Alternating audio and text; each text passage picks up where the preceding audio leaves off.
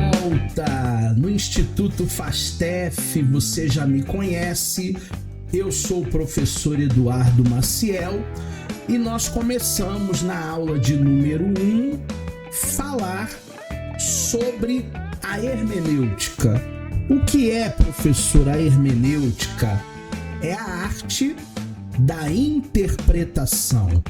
No nosso caso, a hermenêutica ela é bíblica, porque existem outros cursos que também têm hermenêutica.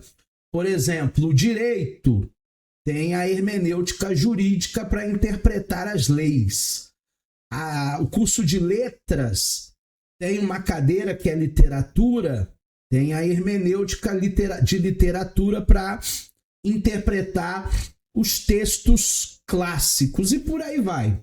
A hermenêutica ela é uma ciência de interpretação e nós aqui no Instituto Fastef vamos, a partir de agora, adentrar nessas aulas que eu tenho certeza vão fazer muito bem para mim e para você e a gente vai poder ter uma boa leitura bíblica.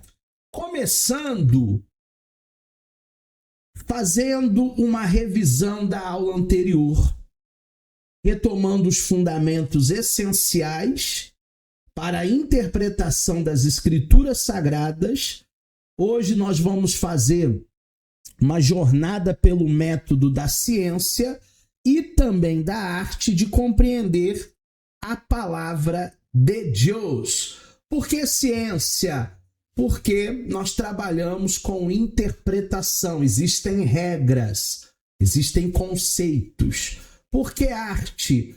Porque o Espírito Santo nos inspira e através da inspiração nós podemos construir uma mensagem, nós podemos construir uma ministração, nós podemos interpretar a Bíblia de maneira mais fideldigna.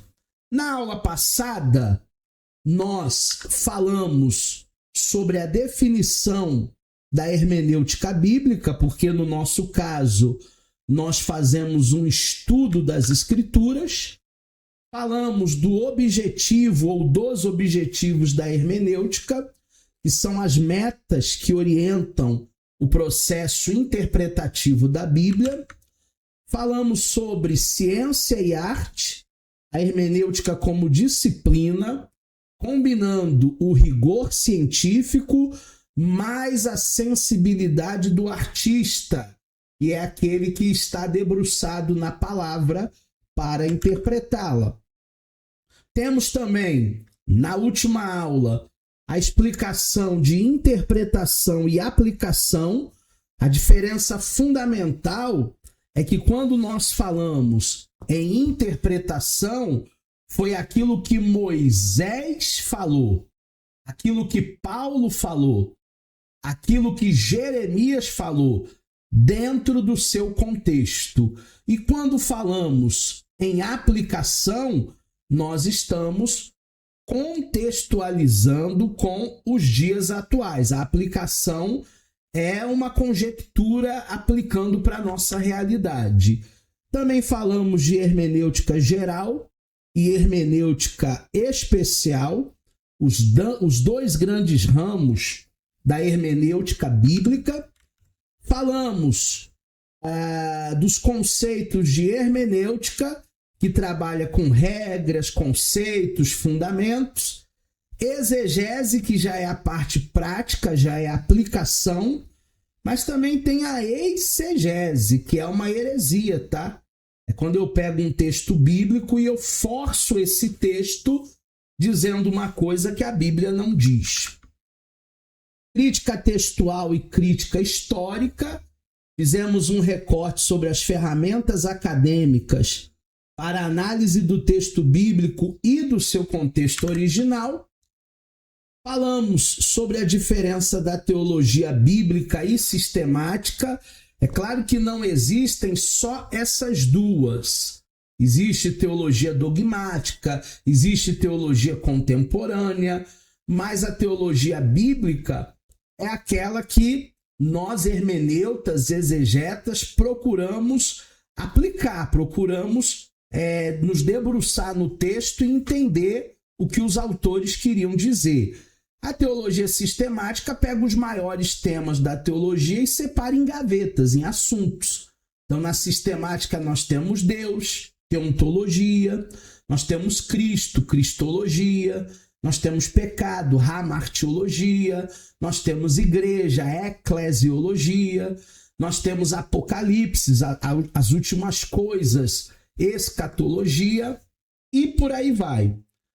E também nós falamos da necessidade da hermenêutica, porque precisamos de um método rigoroso, fidedigno, para interpretar a palavra e não trazer um bocado de heresias. Terminamos com os bloqueios de compreensão, os obstáculos que nós temos que transpor hoje, que nos impedem de fazer a correta interpretação do texto bíblico. Se você ainda tem dúvida de alguma dessas temáticas que falamos na aula anterior, vai lá no grupo de alunos, vai lá no portal da FASTEF e reveja a aula número 1, porque ela ficou gravada para que você não tenha nenhuma dúvida, se preparando já para o dia da nossa avaliação, que alguém me perguntou, acho que foi a turma da INAP, professor, como é que vai ser a avaliação da hermenêutica? E eu respondi, nem eu sei ainda. Ainda não sei, ainda vou formular a avaliação.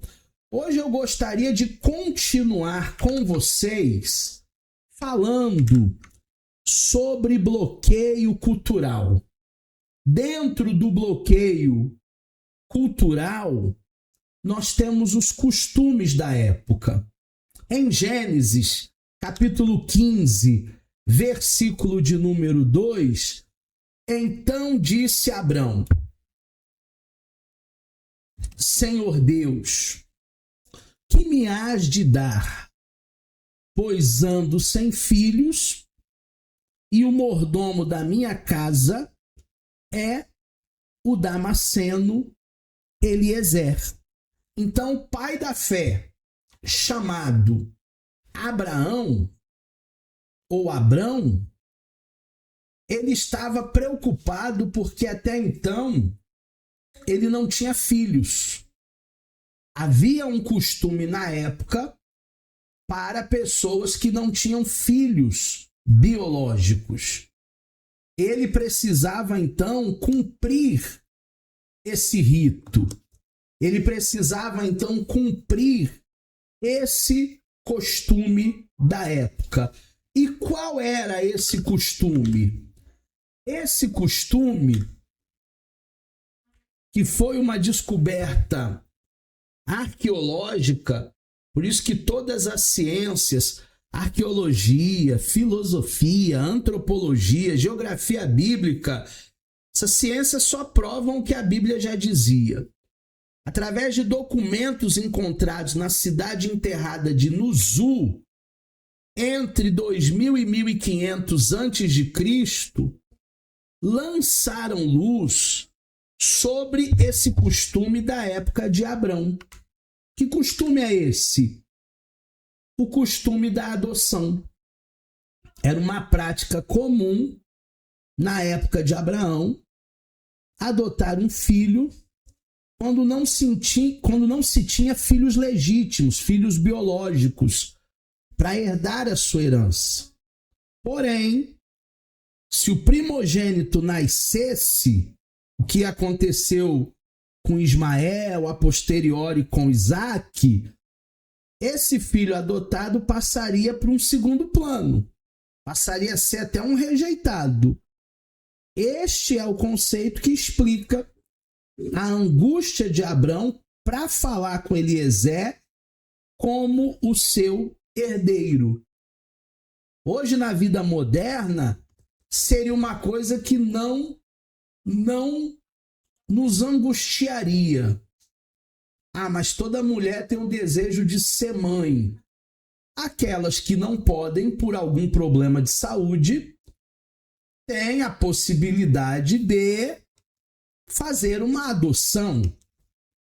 Não é um problema crônico, como o costume daquela época. Abraão estava angustiado, atribulado, porque os anos estavam passando e ele não tinha para quem deixar a sua herança, a sua conquista. Ele não tinha para quem deixar o seu legado. Temos ainda, dentro de bloqueio cultural, Gênesis 31, 34. Mas tinha tomado Raquel os ídolos e os tinha posto na albarda de um dos camelos. Escondeu lá, debaixo dos camelos lá. E assentaram-se sobre eles, e apalpou Labão toda a tenda, mas não achou. Num primeiro momento, quando muitos pregadores de plantão ministram sobre esse texto, eu já ouvi inúmeras pregações sobre esse tema, eles vão colocar Raquel como idólatra para baixo. Macumbeira, idólatra, foi embora se casar, ainda levou os deuses do seu pai. Por que ela não deixou essa bruxaria, essa macumbaria lá na terra do pai? E o pai se importava com esses deuses, porque ele foi atrás. Não era uma coisa que dava para se esculpir outros deuses e colocar no lugar. Mas é óbvio, a gente precisa fazer hermenêutica para entender Gênesis 31, 34.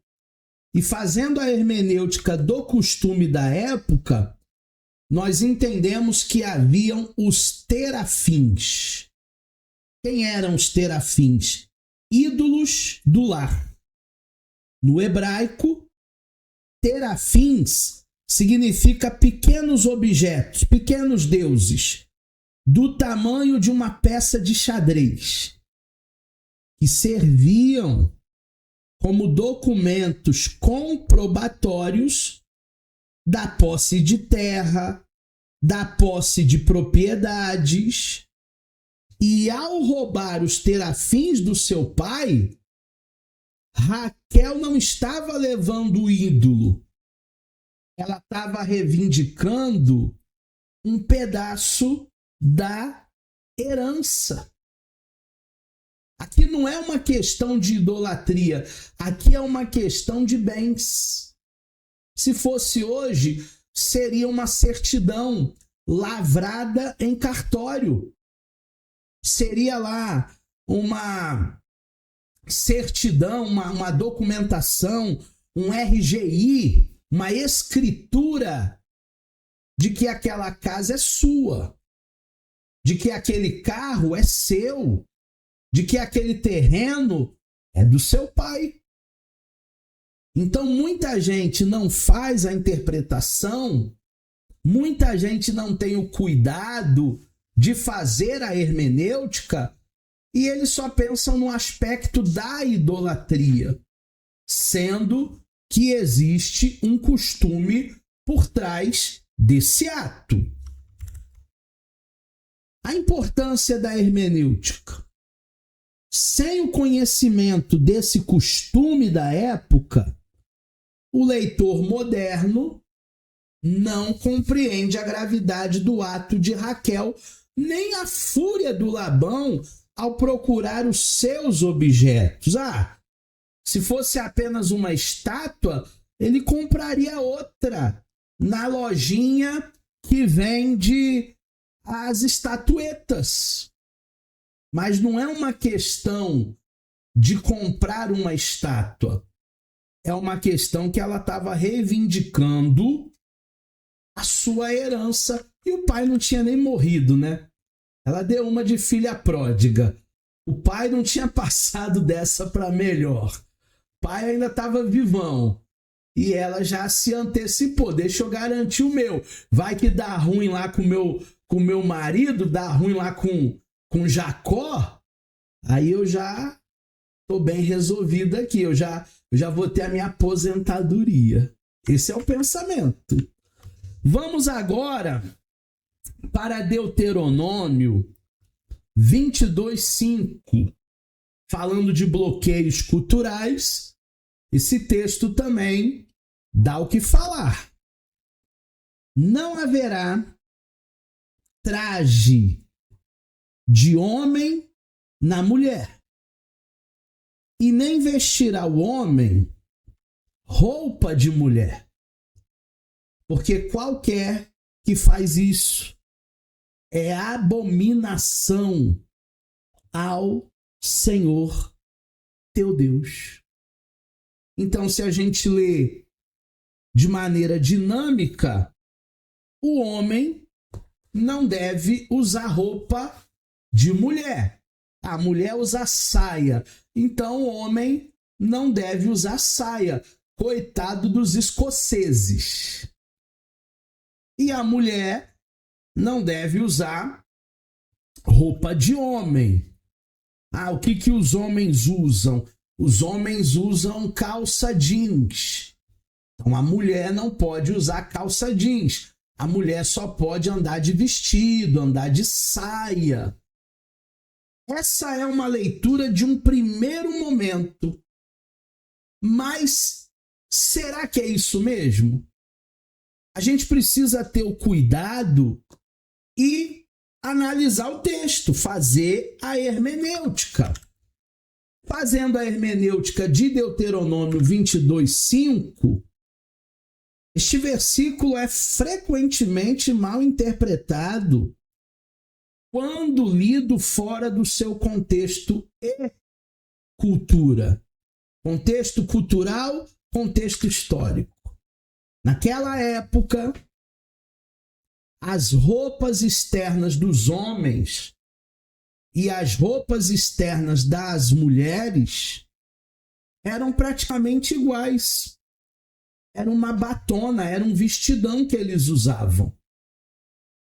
A diferença não estava na roupa externa. A diferença estava na roupa íntima. Muitos naquela época, assim como hoje, tá? Usam roupas íntimas do sexo oposto. Isso é até uma perversão. A proibição bíblica aqui em Deuteronômio 22:5 se refere a essa prática.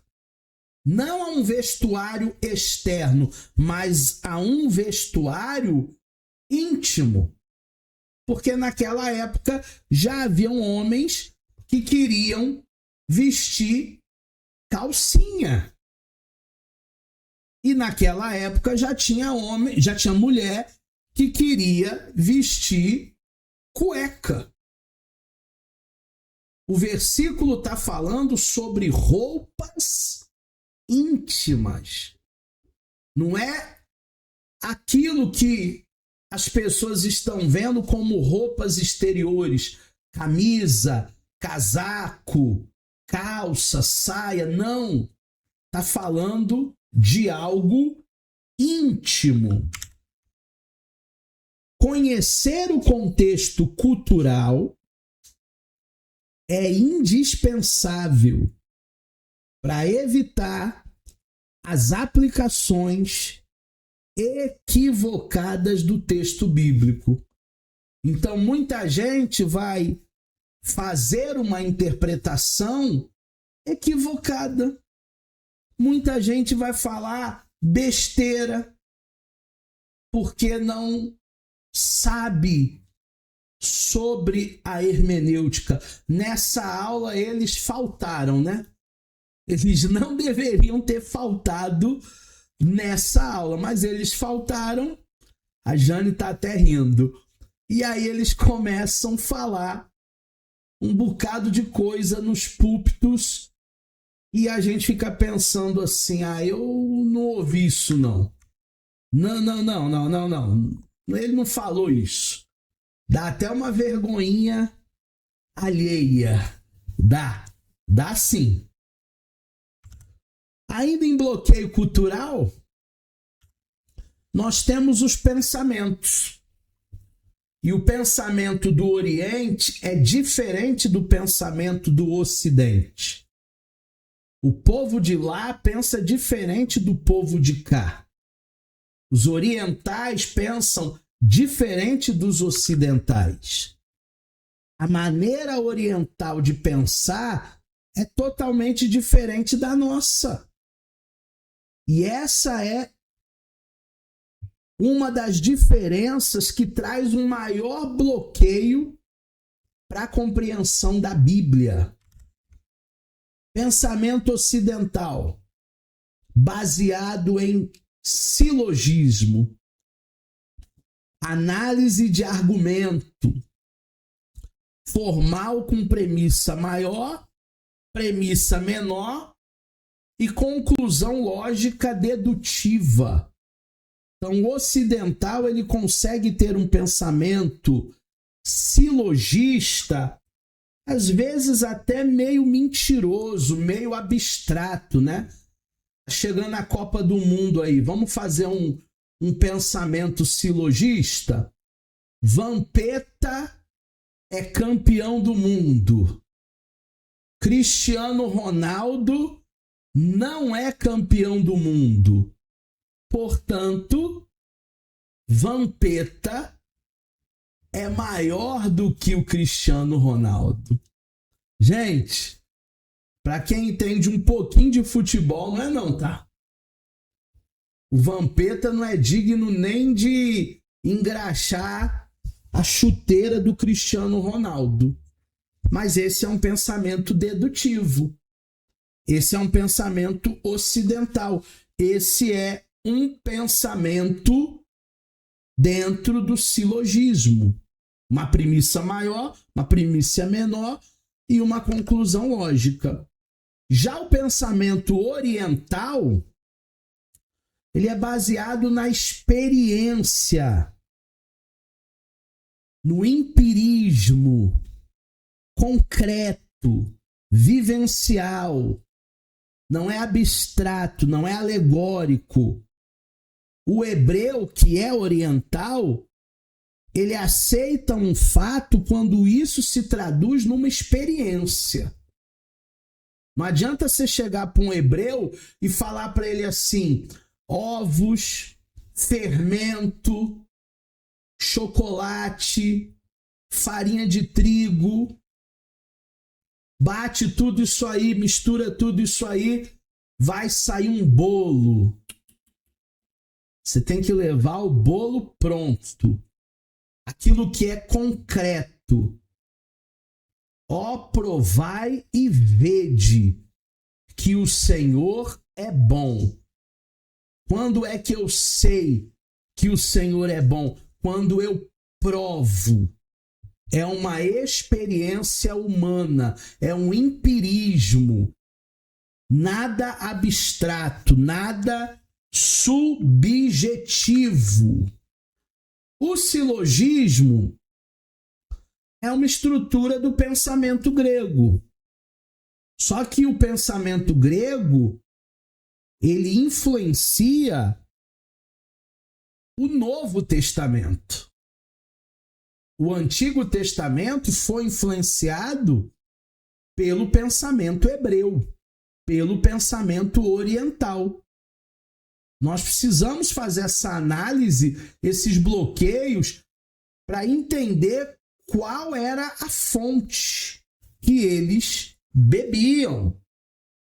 E aí, nós temos... Opa, mudei aqui. Peraí. Agora foi. O silogismo, ele é uma estrutura de pensamento grego, uma forma de raciocínio que o Velho Testamento simplesmente não utiliza. O silogismo vai ser usado no novo, não no velho. Toda hora eu estou apertando errado. Premissa maior: toda virtude é louvável. Premissa menor: ora, a bondade é uma virtude. Conclusão lógica, dedutiva. Logo, a bondade é louvável. Tá vendo como é a mesma lógica do Vampeta e do Cristiano Ronaldo? Eu dei um exemplo assim pitoresco, mas é para você entender, tá? É a mesma lógica. A mesma lógica do Novo Testamento. No Antigo Testamento era algo concreto. Não existe silogismo no Antigo Testamento. A lógica hebraica é fundamentalista, é fundamentalmente, diferente dessa estrutura dedutiva grega. Então, o pensamento helenista, ele trouxe algumas nuances diferentes do pensamento hebraico. Dá um exemplo, professor. Tricotomia. Corpo, alma e espírito. É um pensamento do Novo Testamento.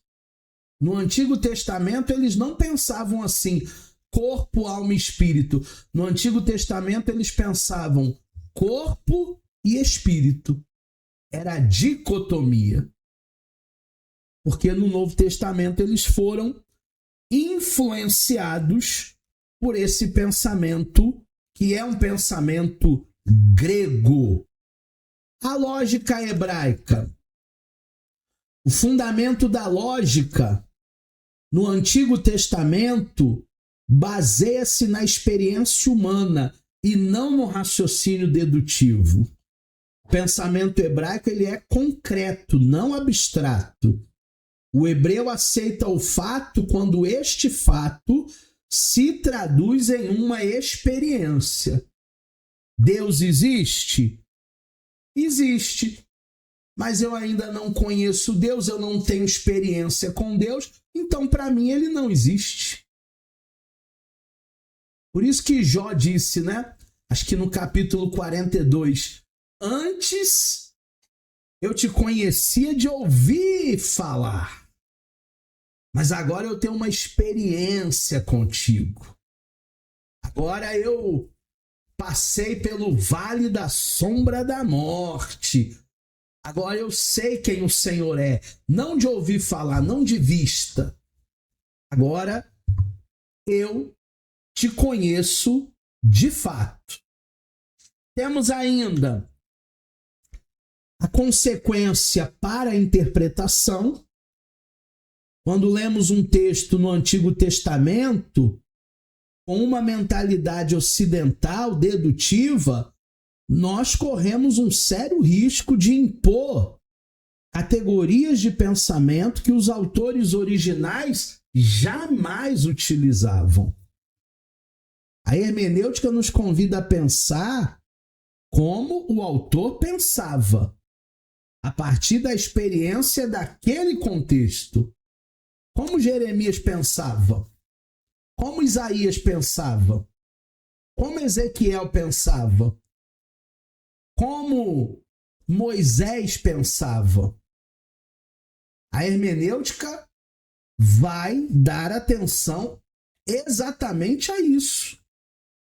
Não é a minha hermenêutica, é a hermenêutica bíblica.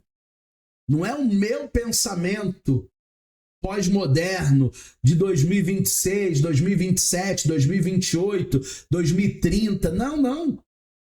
É o pensamento de homens que viveram talvez antes da era cristã. É esse pensamento que nós, como teólogos, como hermeneutas, precisamos levar em conta. O que é Deus? para esses homens. Cada ser humano, ele tem uma visão de Deus subjetiva.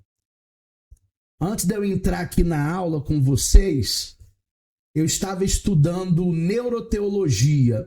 É uma pós-graduação que eu estou fazendo e daqui 6 meses, 1 ano, eu já estarei apto para dar aula de neuroteologia. O que é a neuroteologia? Para quem nunca ouviu falar dessa área, que eu sou aluno agora, igual vocês. Eu sou aluno igual vocês. Tem que fazer prova, tem que fazer trabalho, resenha.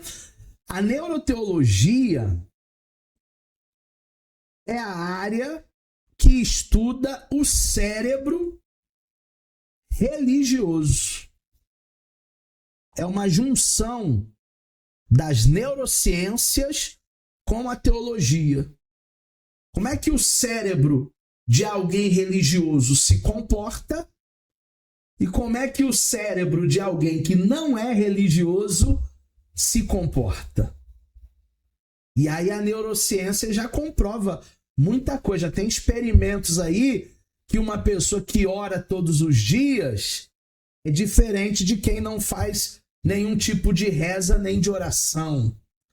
A neurociência já comprova que quem lê a Bíblia é diferente de quem lê outros livros, porque tem gente que lê bastante, mas não lê a Bíblia, só lê literatura. Só que quem lê a Bíblia, que para nós é a palavra de Deus, tem um comportamento diferente. Então essa é a área que eu estou estudando. Daqui 6 meses, daqui 1 ano, eu sou neuroteólogo também. Eu sou assim, termino uma pós, começo outra, porque eu quero me manter na fé. A Etienne tá até... Isso aí. Vocês também têm que fazer a mesma coisa, terminar um curso, já começar outro, para você se aprofundar. Quem é Deus? É uma pergunta subjetiva para cada pessoa. Porque cada pessoa tem uma ideia de Deus. Por exemplo, os personagens bíblicos, eles não estavam preocupados com definições filosóficas. Deus é isso, Deus é aquilo, os atributos de Deus são esses. Não. Nem com uma fisionomia abstrata do Criador.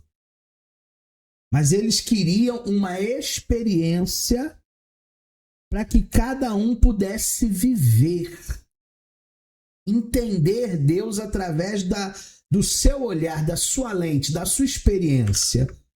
E aí nós temos Davi. Deus é o meu refúgio. Deus é a minha fortaleza.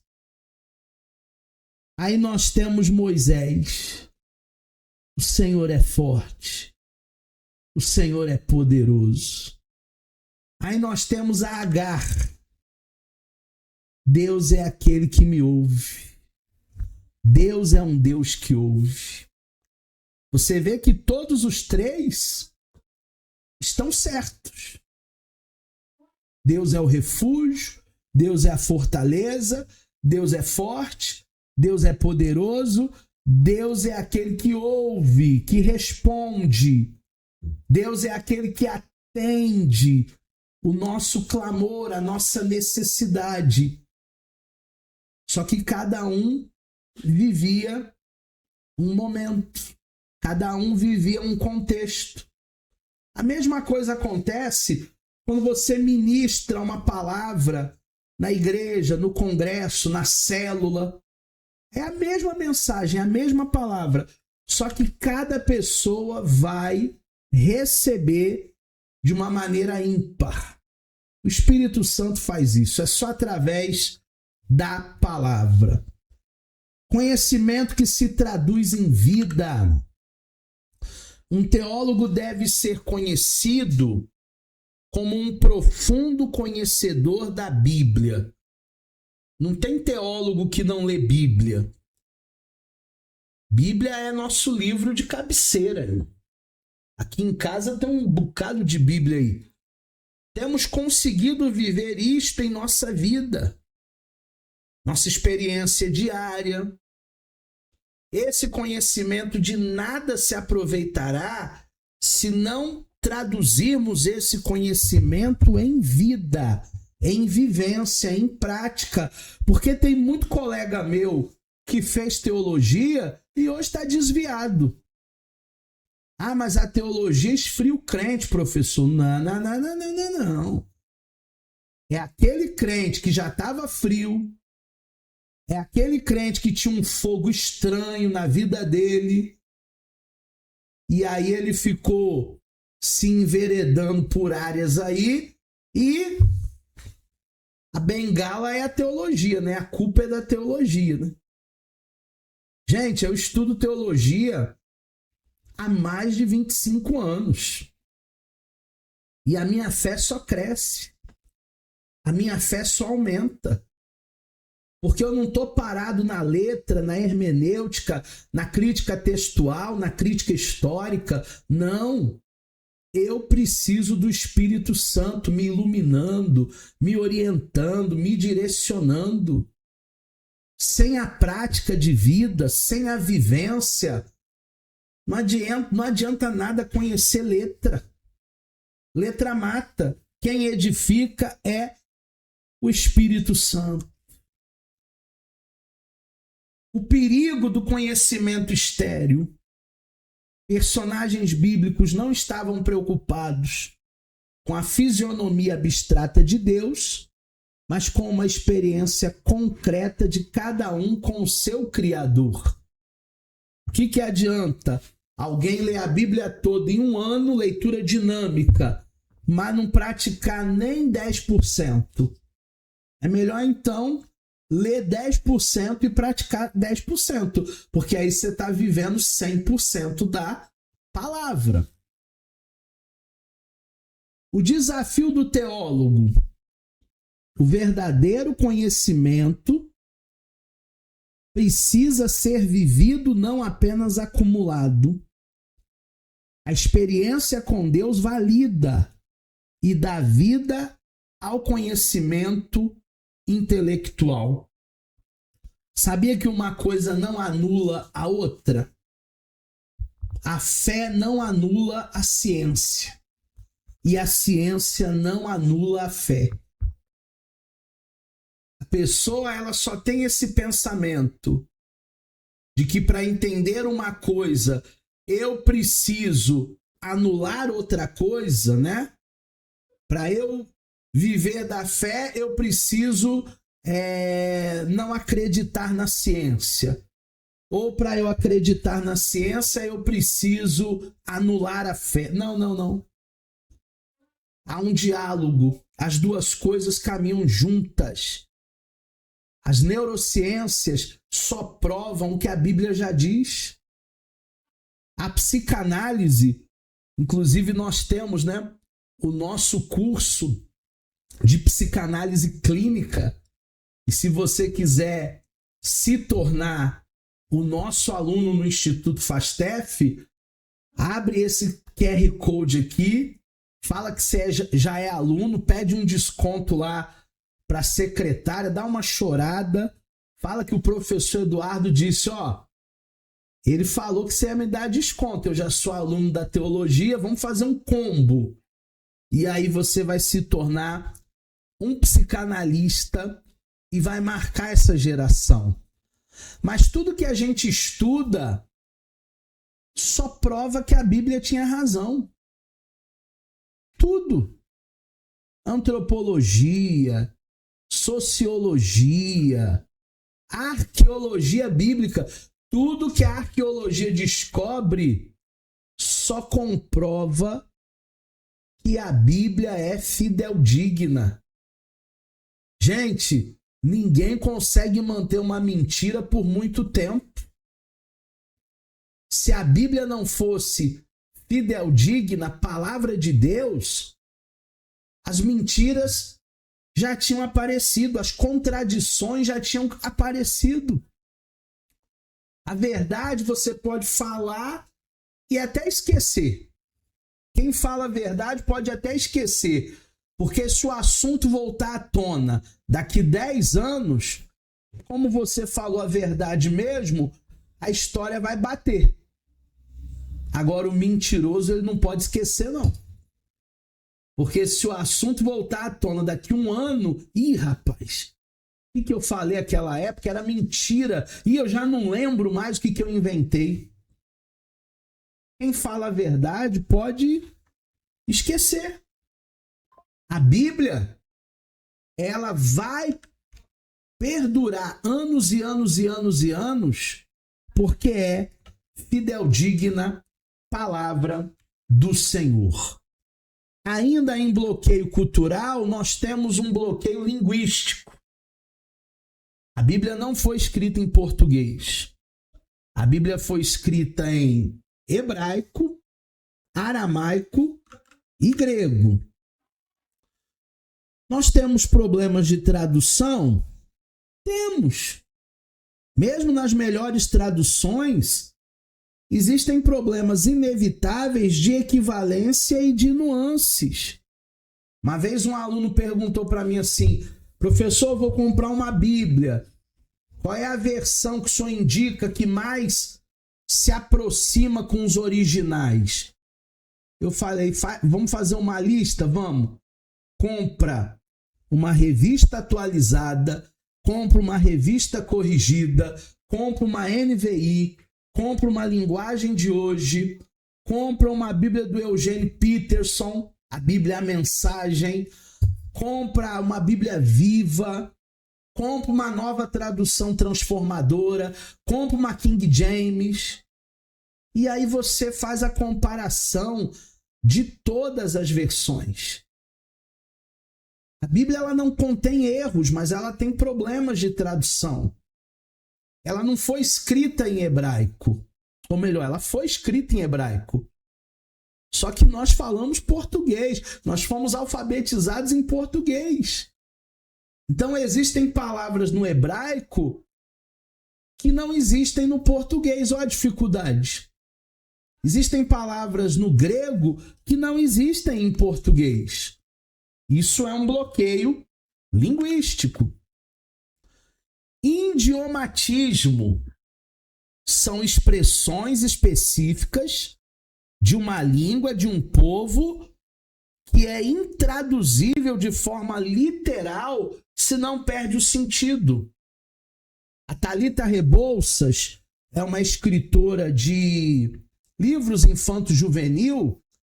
Um dos últimos livros que ela escreveu tinha lá um contexto de franelinha. O que é franelinha? Quem é do Rio de Janeiro sabe.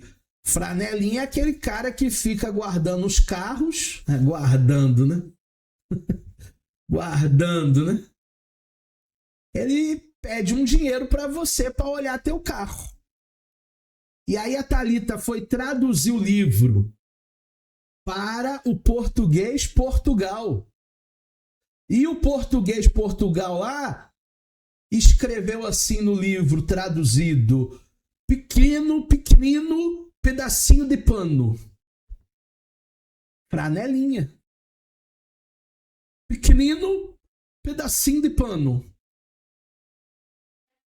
Não existe a palavra, o conceito franelinha no português Portugal. E olha que a gente está falando da mesma língua, hein? Só que é o idiomatismo. Tem isso no hebraico. Tem isso no grego. Tem isso no aramaico. Uma vez, eu fui pegar um metrô na estação da Pavuna. Aí, aquele pessoal que fica vendendo as coisas, os camelôs, chegaram para uma menina. Um camelô estava lá no metrô da Pavuna, metrô cheio, era de manhã. E aí um camelô disse assim para a menina: e aí, já é? E aí a menina: é ruim de hein? O que eles estão falando? Que língua é essa que só o carioca vai saber? Nem o paulista sabe. E aí, já é?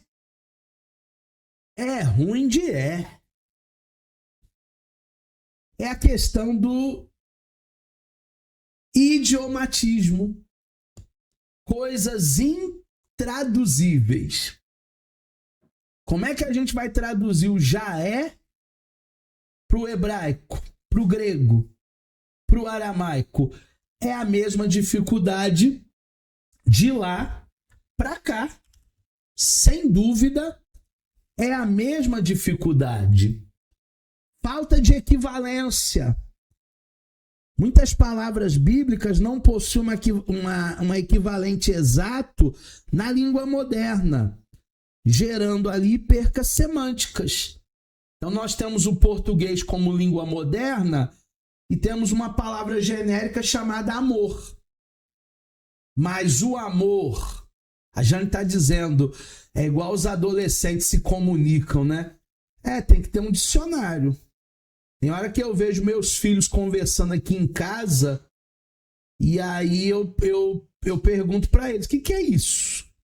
Que língua vocês estão falando? Que diabo é isso? E aí eles traduzem para mim muita coisa que eu não sei. A questão da palavra genérica amor pode ser amor de mãe, pode ser amor marido e mulher, pode ser amor fraternal entre irmãos, pode ser amor sacrificial, mas a palavra é a mesma, amor. A gente só vai diferenciar no contexto da frase. Já o grego tem uma palavra específica para cada tipo de amor. É o filéu, é o estorgém, é o ágape, é o eros. Então existe também uma falta de equivalência na transliteração, na tradução. Essas são as dificuldades. Mas eu quero saber o verdadeiro sentido. Compre uma Bíblia em Chaves. A Bíblia em Chaves tem todas as palavras em hebraico e todas as palavras em grego. E aí você consulta o verdadeiro sentido. Tudo lá em português, tá? É um dicionário grego e um dicionário hebraico. Final da aula, se eu lembrar, vocês me pedem o link aí que eu vou mandar para vocês. Acho que no Mercado Livre deve ser o preço mais barato. E aí eu mando o link para vocês. A Bíblia em Chave é a melhor que a gente tem para consultar os termos em hebraico, os termos em grego. Vamos nós, para a aula não ficar muito longa. 2 de Pedro 1:20, exemplo linguístico.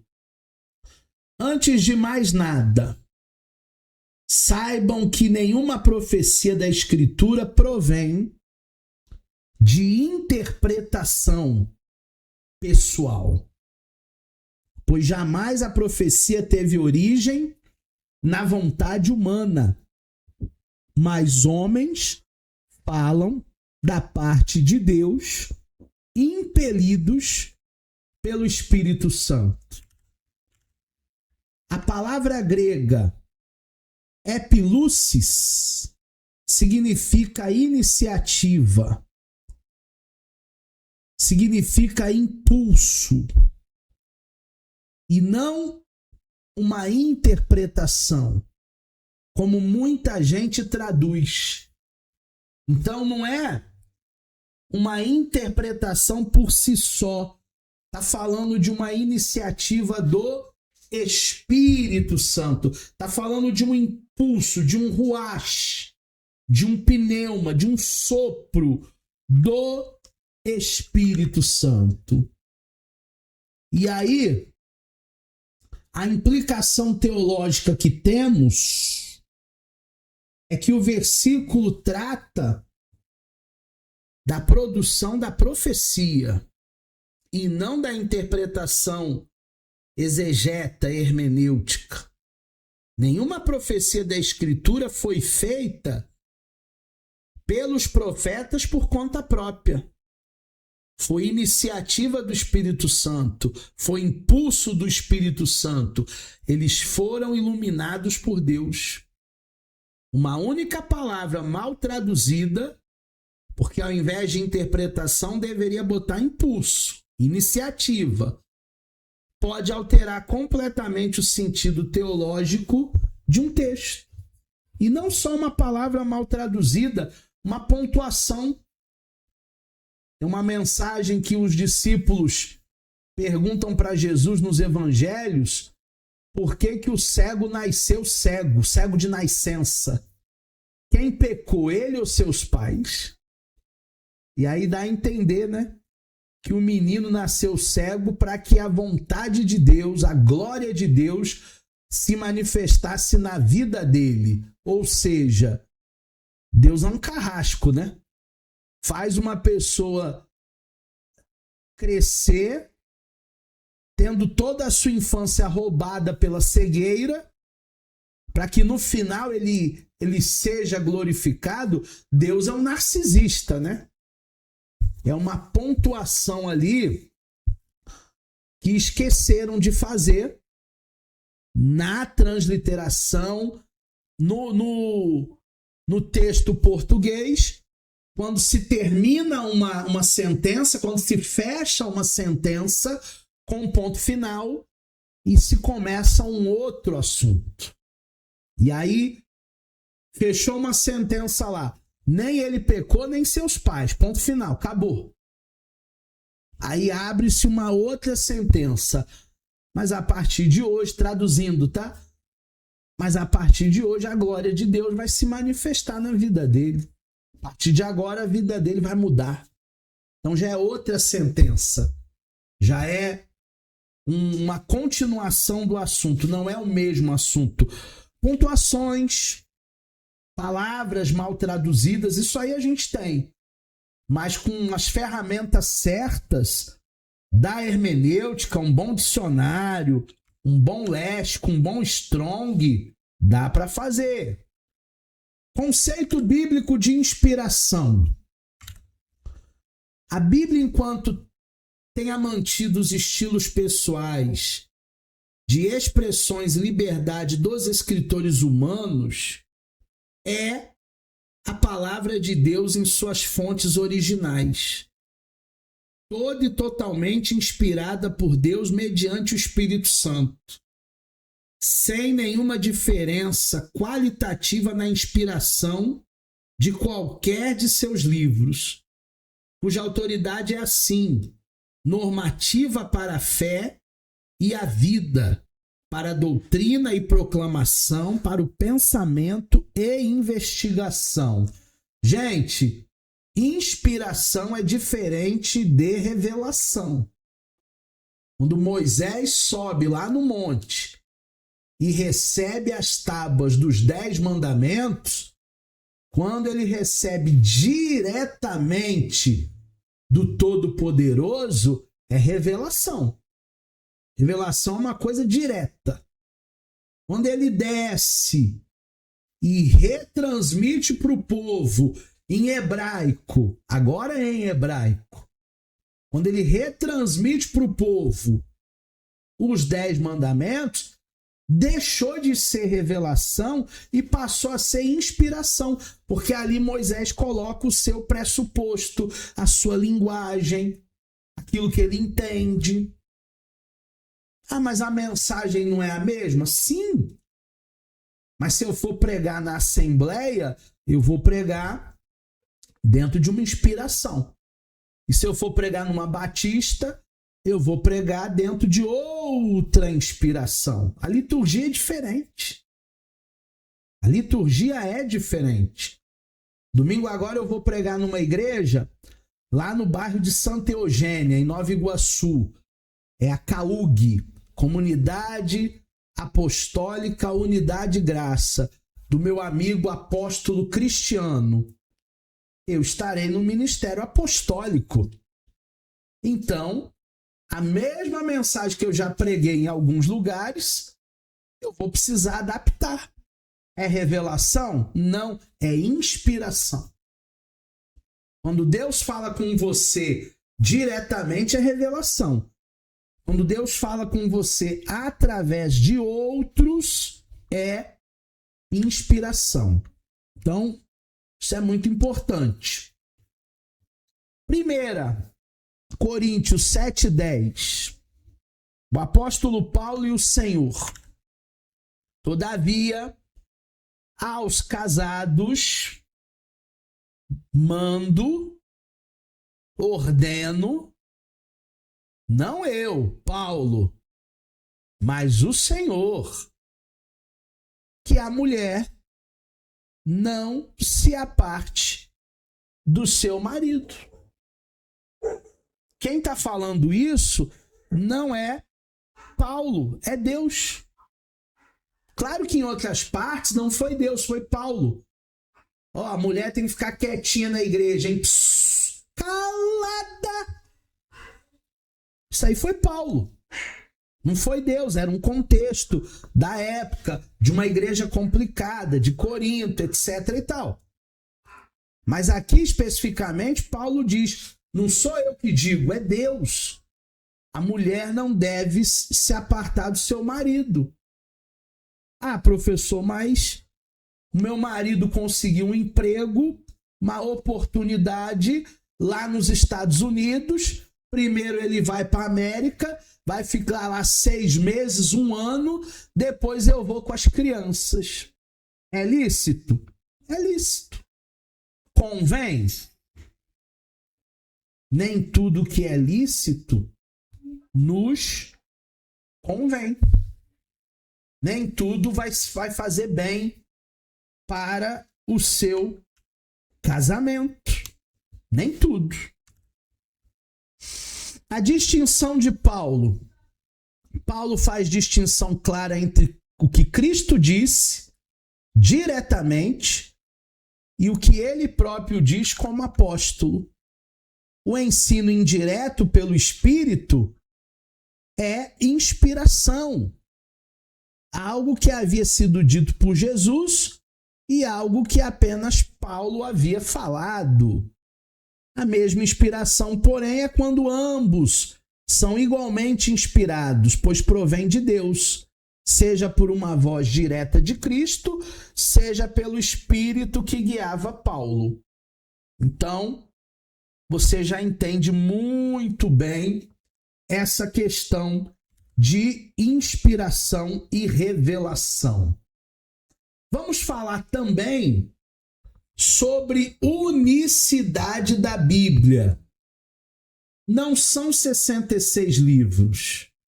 66 livros é só a maneira didática que separamos para estudar. A Bíblia é um livro só, de Gênesis a Apocalipse. Há uma unicidade. A Bíblia apresenta uma dupla natureza que torna ela singular entre todos os outros livros da humanidade. Por isso que a Bíblia é best-seller, né? O livro mais vendido do mundo. Primeira, a origem divina. A Bíblia tem sua fonte em Deus. É a revelação sobrenatural que transcende a capacidade humana de produção. A Bíblia é um produto divino. Mais de 40 escritores, mais de 40 pessoas que foram inspiradas por Deus em épocas diferentes, lugares diferentes, profissões diferentes, riqueza cultural diferente. Mesmo assim, existe uma unicidade. Segunda dimensão é humana.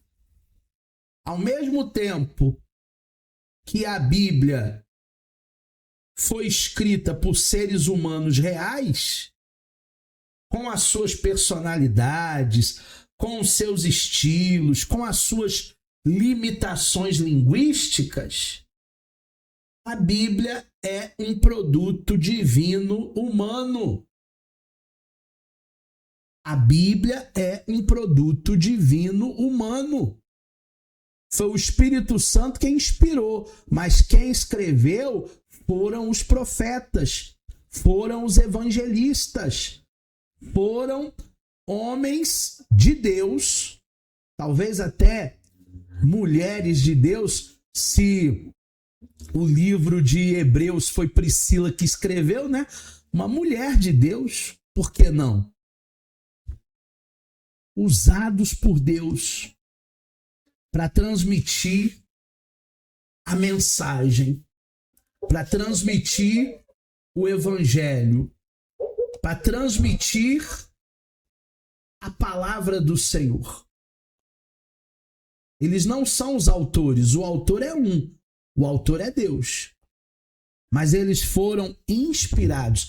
A Bíblia é um produto divino humano. Divino humano. Essa dupla natureza é o fundamento de toda a discussão sobre inspiração, inerrância e autoridade bíblica. Ah, eu não acredito na Bíblia. A Bíblia foi escrita por homens. Sim, perfeito. A Bíblia foi escrita por homens. Homens inspirados por Deus. Por isso a Bíblia ela é única. Por isso que não há discordância entre os autores. Por isso que não há contradições. Moisés fala uma coisa, Jesus fala outra. Não, não. Eles se complementam. A Bíblia, a palavra de Deus, ela é complementar. E aí existem dois pensamentos. O primeiro pensamento de que a Bíblia é a palavra de Deus e o segundo pensamento de que a Bíblia contém a palavra de Deus. Será que a Bíblia contém a palavra ou será que a Bíblia é a palavra? Por causa da sua origem divina, a Bíblia é a palavra de Deus. E temos duas grandes posições em relação ao significado da inspiração.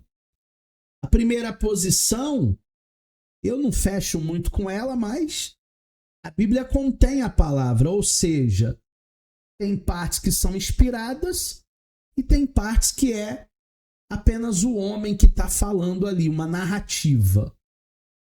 E a segunda posição, particularmente é a que eu gosto, a Bíblia é a palavra de Deus, toda ela. Na sua totalidade, ela é inspirada e autoritativa. Porque mesmo Jesus, quando contava uma parábola, tinha uma moral. Quando Jesus falava por parábolas, e é a maneira mais fácil de alguém entender uma pregação, uma mensagem, aquela parábola mudava, transformava a vida de pessoas. Se isso não é inspirado, se isso não é inspiração divina, eu não sei o que seria inspiração. A origem divina, vontade, desejo e intenção. Os profetas bíblicos não tiveram o desejo, nem a iniciativa própria para escrever as escrituras sagradas. Essa iniciativa foi de Deus. Você acha que Moisés, no seu tempo, pensava assim, sou eu que vou escrever o Pentateuco? Não. Você acha que Jeremias pensava assim, sou eu que vou ser o profeta chorão, eu vou escrever lamentações? Não. A iniciativa ela é exclusivamente de Deus. Ser levado, ser movido. Essa expressão era usada na época para descrever o que o vento fazia com um barco a velas. Ele era levado, ele era conduzido. Do modo que os profetas também, deste modo, eram movidos e conduzidos pelo Espírito Santo e não pela sua vontade própria. Porque, vamos ser sinceros, O que eles ganharam financeiramente falando? O que eles ganharam no sentido de status social? O que eles ganharam? Foram presos, açoitados, marginalizados, mártires, mortos, queimados, enforcados, crucificados de cabeça para baixo. Como diz meu filho mais velho, eles ganharam madeira. Eles ganharam só pancada. Só pancadaria. Ganharam a morte. A Etienne está falando aí no chat. E muita gente hoje que vai até ao campo missionário porque acha bonitinho. Ai, eu vou ser um missionário, eu vou para a África, eu vou para tal lugar. Ai, que romântico. A vida desses homens não tinha nada de status, nada de romantismo. Eles passaram maus bocados por amor ao Evangelho, para que a Bíblia chegasse até nós nos dias atuais, nos dias de hoje. A metáfora do barco, acabei de contar. Esse barco é a nossa vida e o vento é o vento do Espírito Santo. É ele quem move a nossa vida.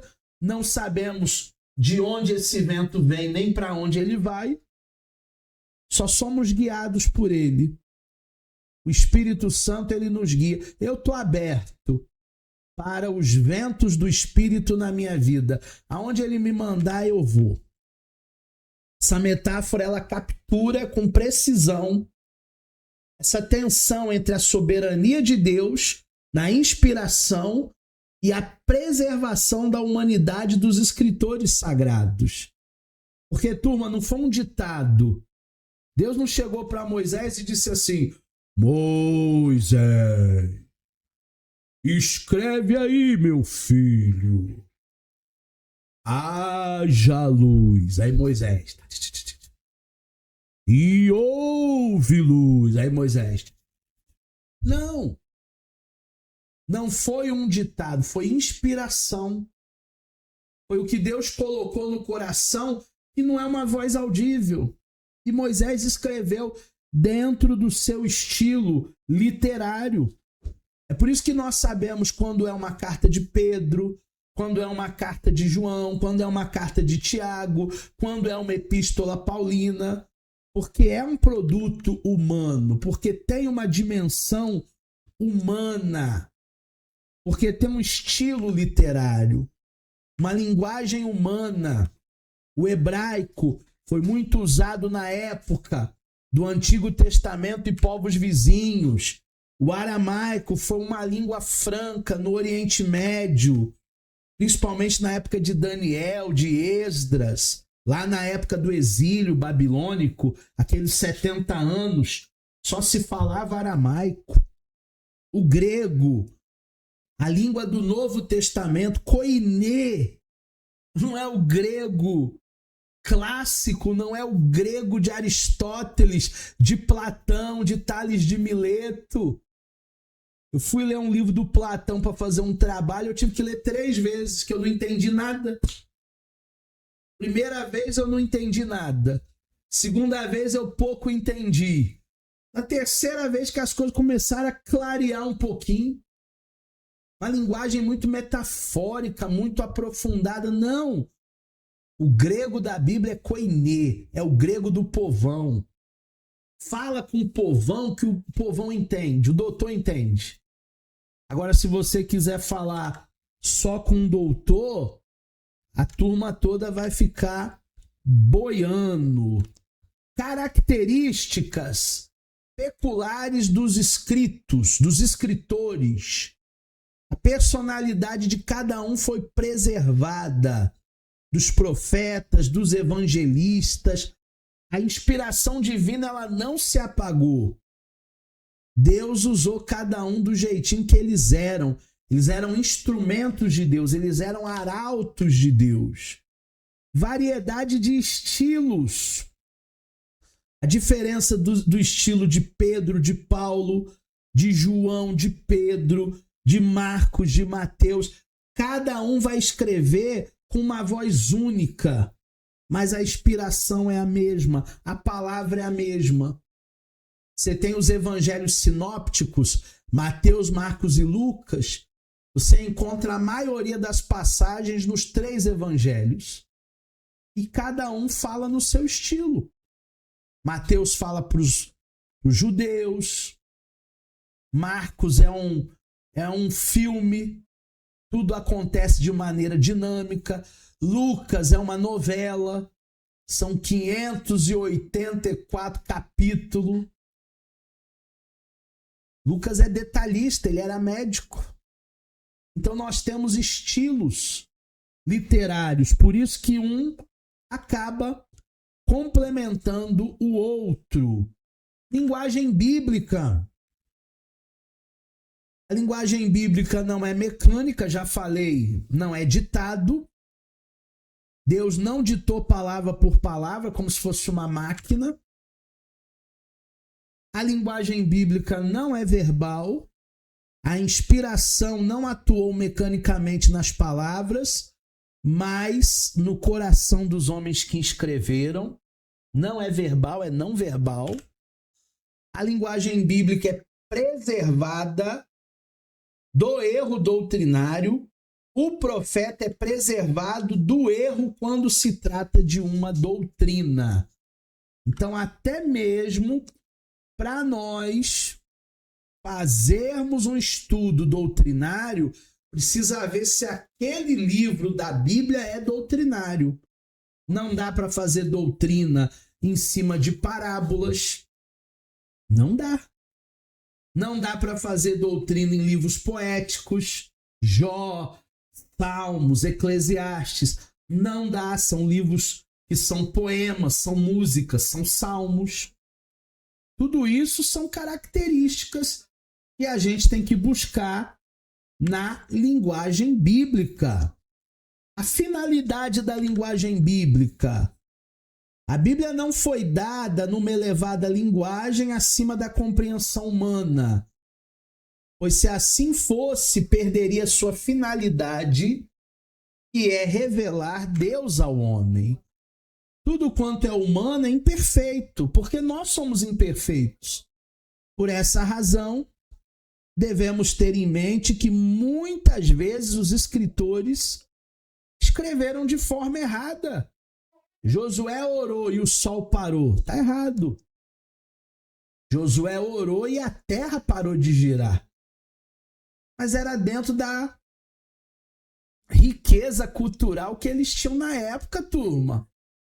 Galileu Galilei veio muito depois dizendo que quem gira é a terra. Muito depois. Cometeram certos erros gramaticais. Pedro, por exemplo, era semiletrado. Era um pescador simples. Não estudou igual Paulo aos pés de Gamaliel. Não era um poliglota.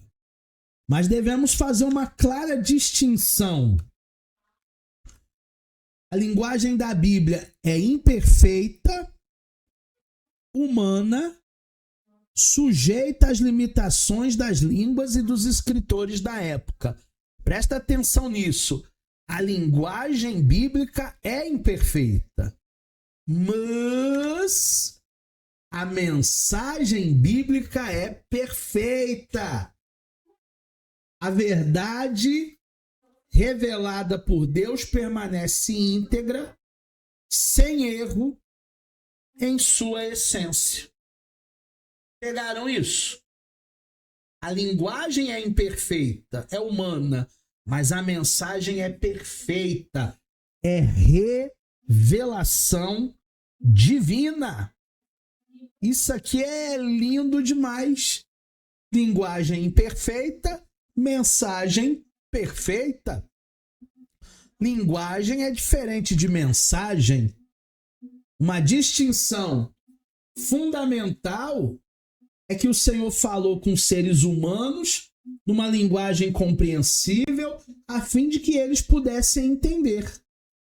Devia, portanto, utilizar uma linguagem, um idioma da época, e não uma linguagem sobre-humana, uma linguagem celestial, incompreensível, codificada, criptografada, nada disso. O fato de a linguagem ser imperfeita não afeta a perfeição moral da mensagem. A imperfeição gramatical não compromete a verdade teológica. Uma vez eu fui num congresso de pastores que o preletor da noite era um americano muito famoso, muito famoso. Isso aí deve ter uns 10 anos já. Todo mundo queria ver aquele americano pregar aqui no Brasil. E eu fui na noite que ele era o preletor. Só que antes dele entrar, teve uma irmã de oração, aquelas irmãs do coque. Sabe aquelas irmãs que não sabem nem falar o português direito? Ela deu uma mensagem antes do pregador da noite, mesmo com todos os erros de português, nós vai, nós vem, aqui fomos, aqui fumo. Mas Deus falou profundamente ao meu coração, mais do que com o americano lá, que só ficou contando causo. O americano só fica contando, então o Espírito Santo disse para mim, Bob, entre aqui, e eu entrei ali. Só fica contando a experiência dele lá de vida. A irmã de oração não falava direito, mas ela foi tomada por uma inspiração do Espírito Santo que deixou o americano lá, tadinho, no chinelo. Ele vai ter que orar mais para dar uma mensagem inspirada igual ela. Deus usa quem Ele quer, turma. Variedade de estilo literário. A Bíblia foi escrita por homens inspirados por Deus, mas a maneira como eles escreveram não é uma maneira de pensar e espremir-se de Deus. Notamos isso ao comprovar a variedade de estilos literários entre os escritores sagrados. E aí nós temos Paulo e Pedro com estilos radicalmente diferentes. Paulo era mais argumentativo, filosófico. Pedro era mais direto, pastoral. Nós temos Pedro e João. João com uma linguagem mais mística para a igreja, mais simbólica. Pedro com uma linguagem mais prática, mais exortativa, mais cajado. Marcos e Mateus, Marcos dinâmico, conciso, um filme. E tudo se resolve em 1h30. Mateus estruturado, voltado para o público judaico. E Mateus nem tem reino de Deus, tem reino dos céus. Por que reino dos céus e não reino de Deus? Porque o judeu não toma o nome do Senhor em vão. Então Mateus não fala reino de Deus, ele fala reino dos céus, justamente por causa do seu público-alvo. Características peculiares dos profetas. Atenágoras dizia que Deus usou os profetas assim como um músico que usa uma flauta. Isso seria possível se a inspiração fosse mecânica, porque a flauta é um instrumento mecânico. Acreditando que até as palavras foram ditadas por Deus. Não acredito assim, não. Jeremias, por exemplo, profeta chorão, foi um dos profetas que mais demonstrou personalidade, angústia, tristeza na maneira dele escrever. Eu acho que ele escreveu com lágrimas, em ver Jerusalém toda destruída lá. A personalidade do profeta é toda preservada na sua maneira de escrever. Suas angústias, seus lamentos, suas alegrias. Tudo está bem vivo no texto, turma. Deus, ele mostra para quem quiser ver tudo bem nítido no texto sagrado. A personalidade do profeta, ela não é apagada pela inspiração. Ela é instrumento pelo qual Deus ele se expressa. Olha que coisa bonita. Deus ele preserva o que cada um tem de melhor. Por isso que você e eu, a gente não precisa imitar ninguém. Nós não somos macaquinho de imitação. Tem gente que quer ser o outro, tem gente que quer fazer igual o outro. Deus te fez uma pessoa ímpar. Deus te fez o melhor dessa terra. Não queira ser ninguém, queira ser você. Os homens são inspirados, não as palavras. São os homens que Deus usa. Não são as palavras da Bíblia que são inspiradas, mas os homens é o que foram inspirados. A inspiração não atua na palavra do homem. O princípio da inspiração foi Deus que inspirou essa turma de mais de 40 escritores. Eles foram movidos pelo Espírito Santo. A unidade na diversidade. O Criador, ele é demais, né? Ele consegue impressionar as nossas mentes, os nossos pensamentos. Cada um exprime de maneira diferente a palavra e, ao mesmo tempo, sem contradições, dentro dessa diversidade, há uma unicidade. Por isso que não são 66 livros. É um único livro. Por isso que não são mais de 40 autores. É um único autor, o Espírito Santo. A questão da inerrância da Bíblia, já estamos na parte final já até passamos um pouquinho, mas está valendo. Duas posições evangélicas principais sobre a inerrância da Bíblia. Primeira posição, inerrância total.